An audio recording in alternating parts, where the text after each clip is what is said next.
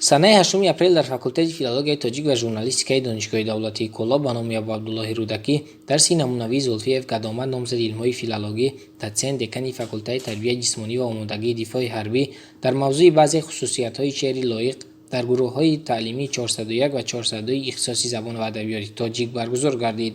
дар дарс Ашурова Нодира номзади илмҳои филологӣ, доцент, Холиқова Зайналбӣ номзади илмҳои филологӣ, мудири кафедраи адабиёти тоҷик, Шамшоди Ҷамшед номзади илмҳои филологӣ, мудири кафедраи умумидонишгоҳии забони тоҷикӣ ширкат варзиданд.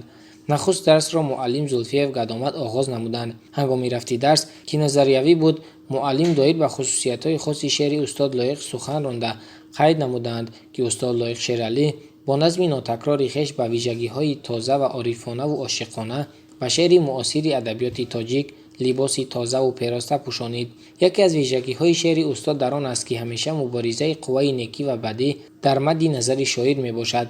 метавон гуфт, ки ба истиснои силсилаи илҳом аз шоҳнома, дар дигар ашъори ӯ ин ҷиҳат фаровон ба назар мерасад. инчунин ҳангоми дарс муаллим ба донишҷӯён саволҳо дода, донишҷӯён ба суолҳои додаи муаллим посухҳои мушаххас гардониданд ва ҳамчунин аз ашъори ин шоири ширинкалом порчаҳои назмӣ қироат намуданд. дар охир доцент Ашурова Нодира суханронӣ намуда, дарси муаллимро хуб баҳогузорӣ намуданд.